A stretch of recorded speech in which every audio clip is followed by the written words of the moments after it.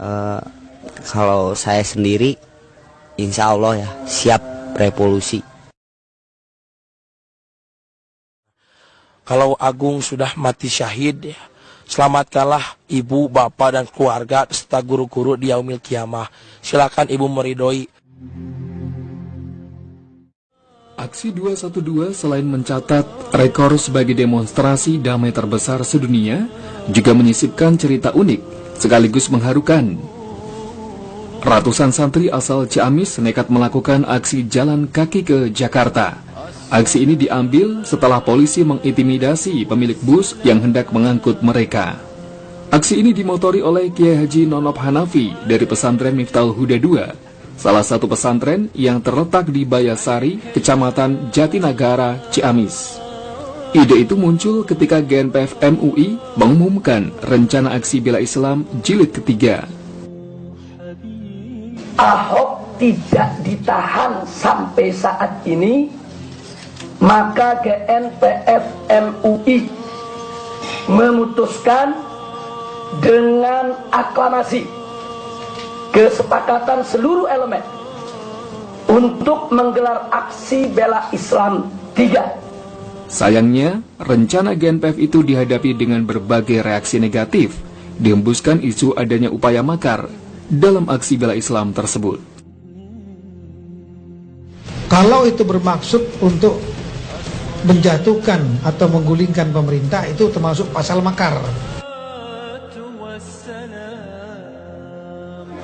Aksi bela Islam jilid 3 itu nuansanya kan agak menciut. Kenapa menciut? Pertama, umat Islam ini semacam terteror dengan kosakata yang digulirkan oleh aparatur keamanan, terutama Kepolisian Republik Indonesia, bahwa aksi itu adalah makar. Dan itu cukup menjadi hantaman psikologis umat untuk menghadiri aksi bela Islam jilid 3 atau yang lebih dikenal dengan aksi 212. Ya, sangat tidak enak ketika rombongan para jamaah, para mujahid dituduh makar. Ya, sangat, itu adalah fitnah yang sangat besar.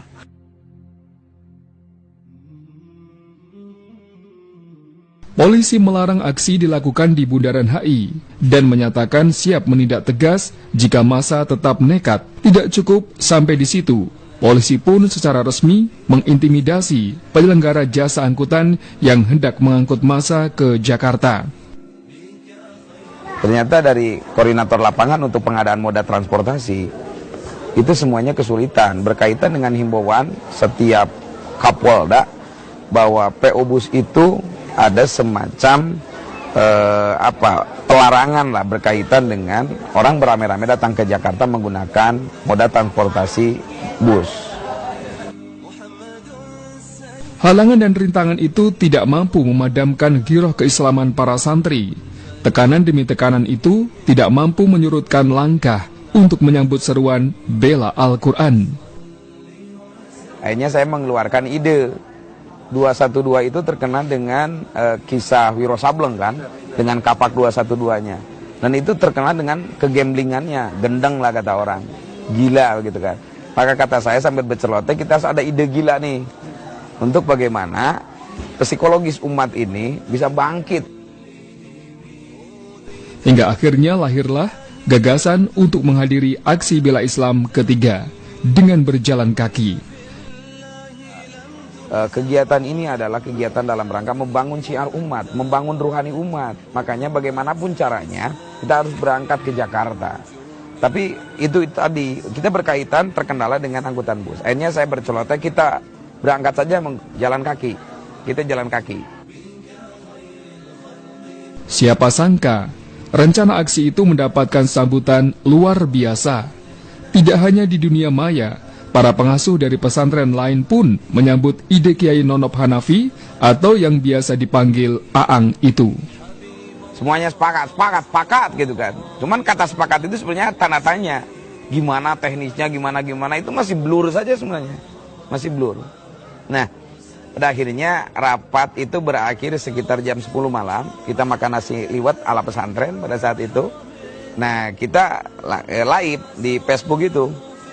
Nah, semua pulang, yang pulang. Saya juga tidur istirahat. Bangun pagi-pagi, berjamaah sholat subuh, ngajar. Di sela-sela ngajar, saya buka ternyata video yang diambil pada waktu malam itu sudah di like 25.000 orang. Dan itu dibagikan lagi. Saya pikir ini akan menjadi viral bagi netizen tingkat nasional. Dan ini kata saya, ini harus ditindaklanjuti.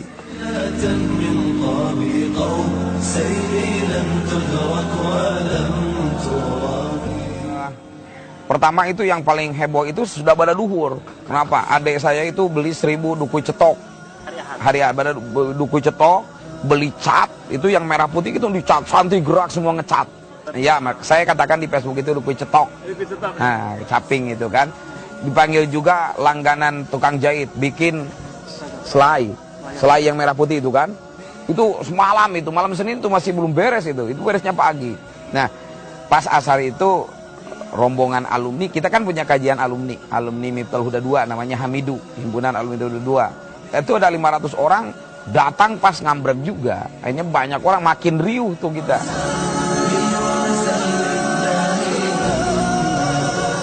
Kita pakai modal sendiri, sundukuna juyubuna, kata saya. Bahwa modal kita harus dari pesa kita sendiri. Kenapa?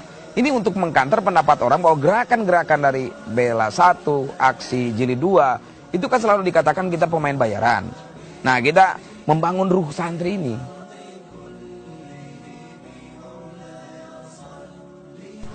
Selain justru menggelarakan semangat, aksi boikot transportasi yang dilakukan oleh polisi juga menyingkap fakta ruh jihad belum padam dari dada kaum santri.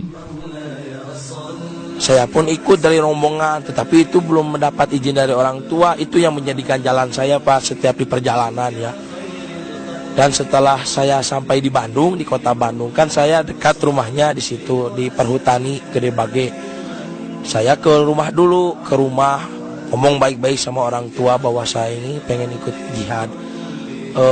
Sungguh kaget ya, Pak. Yang saya dengar dari orang tua, justru orang tua saya bilang gini, silakan jihad, bela agama Allah, bela Al-Quran, jangan takut mati oleh jihad.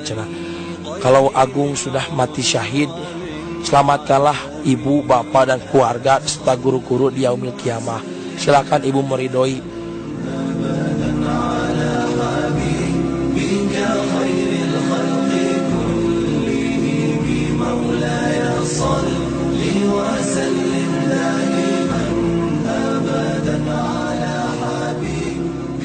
Sejak aksi bela Islam jilid 1 kita ngutus utusan. Saya nggak berangkat pada saat itu. Saya ngutus utusan saja. Beberapa alumni senior dan satu senior saya suruh berangkat ke Jakarta. Yang kedua, ketika aksi bela Islam ini dari pesantren kita 2 bis. Dan mereka merasakan ruhani bagaimana ketika di Masjid Istiqlal. Saya juga yang mimpin, adik-adik saya. Di Ciamis dipimpin saya pada saat itu. Ada sekitar 15 bis. Kita berangkat, kita briefing dulu seperti mau berangkat jihad aja gimana. Nah, pas aksi jilid Islam, aksi bela Islam jilid 3 itulah sesungguhnya yang paling kan dikompa terus, dikompa semangat mereka, pemahaman mereka. Dan akhirnya ya memuncak ketika diajak jalan kaki nggak ada paksaan. Lagian jalan kaki bagi santri udah biasa. 2 minggu sekali kita ajak jalan kaki barang 5 km aja. Ya santri biasa. Reaksi kaum santri ini jelas di luar perhitungan polisi. Rencana Long March yang disambut ribuan santri menimbulkan kekhawatiran tersendiri bagi mereka. Mungkin karena ini baru pertama kali dalam sejarah sejak Indonesia merdeka. Saya nggak kasih tahu polisi, sehingga mereka rame di jalan nih, ada apa katanya. Nah, akhirnya kira-kira jam 10 kita sampai di Masjid Agung Ciamis. Dan itu udah ribuan ya, karena santri-santri dari setiap pesantren yang kita kontak itu ngirimkan, semua diangkut, semua diangkut. Akhirnya kita kasih pengarahan-pengarahan. Pada saat itu saya nggak tahu, banyak media nggak tahu saya. Banyak media nggak tahu saya. Pokoknya kita jalan aja, jalan red. Pas di tengah-tengah acara, kasih Kanit Intel Polres Ciamis kontak saya, Pak Yai, Kapolres mau ketemu gitu. Yo ya tunggu nanti beres acara pelepasan saya ketemu. Acara dilepas, jalan dengan mobil komando saya bikin. Ini nggak ada surat penugasan dari GNFU, saya bikin aja Gerakan Nasional Pengawal PTM Kabupaten Ciamis. Itu ijtihad ini saya. Ijtihad kan kalaupun salah kata Rasulullah satu, kalau benar dua kan. Idza ijtahadal hakim fa asoba falahu ajroni wa idza atoha falahu ajrun wahid kata Rasulullah. Maka kalaupun saya salah kata saya masih dapat nih satu. Berangkat, rombongan berangkat, saya berangkat dulu ke Polres Ciamis. Saya kata, gimana Pak Yai katanya? Oh, iya begini kata saya berangkat. Mau sampai mana? Sekuatnya kata saya. Tibalah hari yang ditentukan, ribuan santri Ciamis turun ke kota, menyongsong seruan aksi bela Islam 3. Kata Kiai Masum jangan dulu berangkat, kita siapin makan pagi dulu.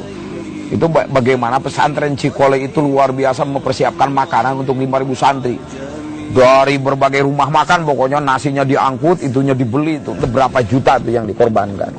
Jadi kalau ada orang kepikiran ini adalah gerakan by design orang-orang politik, ini fitnah keji yang harus kita taklukkan dan harus kita sadarkan bahwa kita berangkat dengan satu keyakinan, ruh umat inilah yang akan kita bangkitkan. Istri saya yang menyiapkan logistik, satu mobil penuh nasi bungkus pada saat itu. Ini disukan dari pesantren. Saya sudah ini sama adik saya, Ima, sama istri saya. Pokoknya di setiap titik ketika mobil logistik habis pulang, bikin lagi. Kenapa? Hitung-hitung makan santri kan dipindahin aja makannya, jadwal makannya. Jadi jadwal logistik makan biasanya di pondok, ya kita pindahkan ke jalanan ini.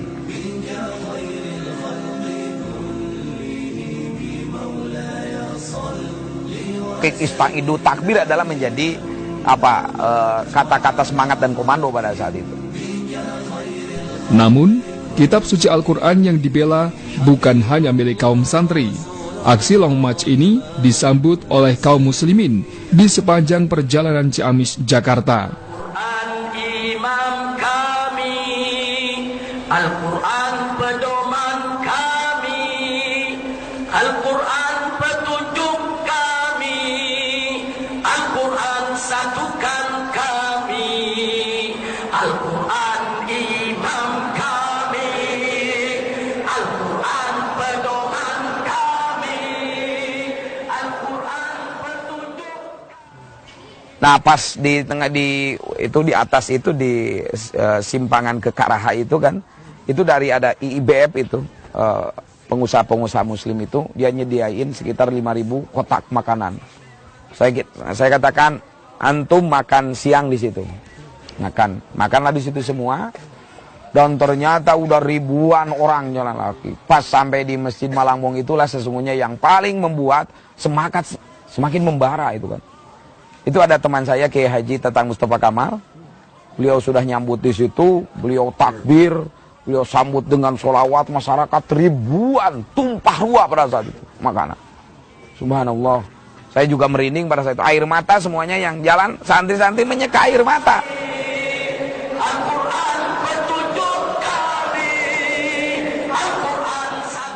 Sampai-sampai saya lagi istirahat di sana. Ada ibu-ibu yang pakai mobil Toyota Rush. Yang mana ibu tersebut membawa makanan yang banyak kepada kami. Kami hanya bertiga di sana, Pak. Di tempat yang berbeda, di pinggir aula. Hanya bertiga sedang duduk-duduk. Memberi makanan yang banyak, terus uang 10.000. Dan setelah itu, ibu makasih. Semoga barokah, ya amin. Membawa lagi makanan yang banyak. Lalu saya bilang, aduh ibu di sini kebanyakan. Di dalam masih banyak orang-orang ibu. Wah ini mah tidak seberapa dengan perjuangan kalian dari Ciamis ke Jakarta.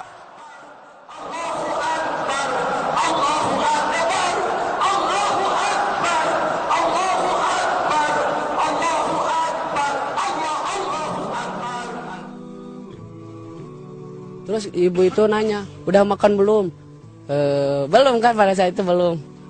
Belum Bu, tapi kata ketua saya sebentar lagi mau makan. Di mana makannya? Di sini. Kan ibu-ibu langsung datang-datang pas di Malangbong sampai nangis. Saya juga nangis terharu melihat subhanallah, saking antusias dari anak SD, SMP, SMA sampai nenek-nenek, kakek-kakek. Banyak itu yang antusias di Malangbong. Di Malangbong pas saya berjalan ada ibu-ibu yang gimana ya, ujang cenah ti mana ti Ciamis, ini cenah leres-leres bade mangkat ke Jakarta, itu leres ibu. Kunaon atuh cenah bade mangkat?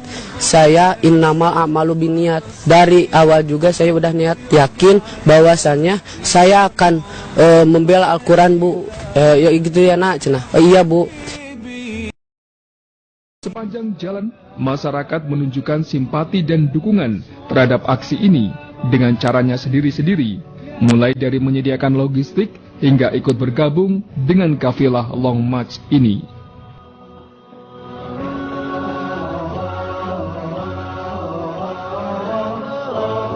Pas lagi mau sholat Jumat itu kan hujan, kebetulan saya kan kehabisan air wudhu tuh. Kehabisan air wudhu, kebetulan banget Allah memberikan kepada umatnya untuk berwudhu. Nah, langsung saja saya pakai wudhu hujan. Itu karomah yang paling besar. Karena kapan atau irahanya umat Islam diberi karomah yang berlebihan, apalagi di Indonesia.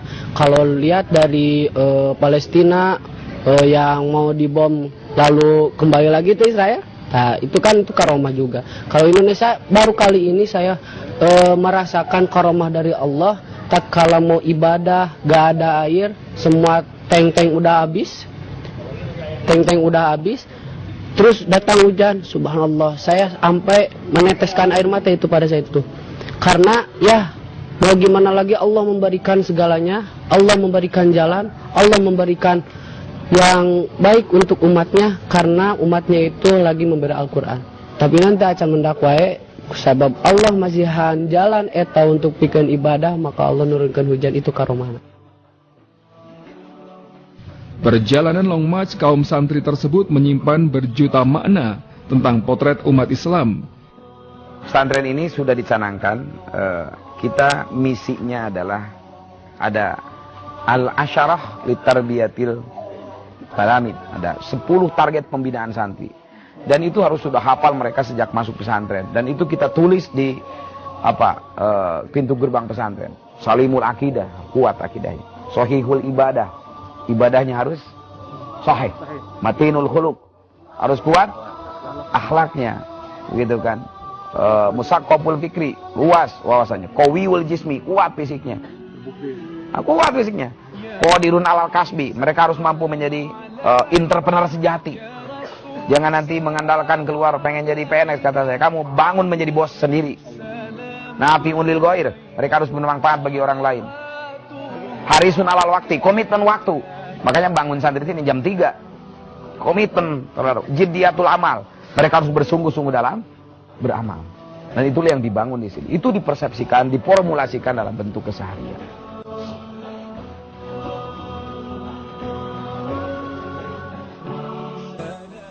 Ada semangat juang dan ghirah Islam yang tak bisa padam.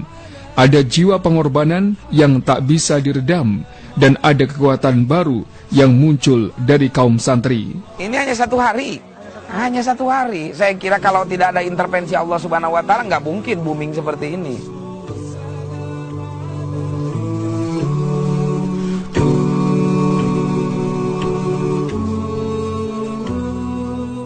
Karena kakak saya terus memotivasi saya. Udah dari sekarang niatkan tekad bulat kamu. Ini jihad. Mau kapan lagi kita kayak gini bela Al-Quran. Kita bela Al-Quran, nanti di akhirat Al-Quran yang akan membela kita. Kata kakak saya, kalau kamu mau pulang, itu namanya kamu sama dengan kabur dari peperangan, dosa besar kan. Al-Quran imam kami, Al-Quran pedoman kami, Al-Quran satujuk kami, Al-Quran satukan kami, Al-Quran imam kami, Al-Quran pedoman kami, Al-Quran petunjuk kami, Al-Quran satukan kami. Aksi bela Islam, aksi bela Islam, aksi bela Islam. Allah Allahu Akbar. Aksi bela Islam, aksi bela Islam, aksi bela Islam. Allah Allahu Akbar. Allahu Akbar. Allahu Akbar. Allahu Akbar. Allah Allahu Akbar. Allahu Akbar, Allahu Akbar, Allahu Akbar, Allah Allahu Akbar. La ilaha illallah Muhammadun Rasulullah alaihi salatullah wa alihi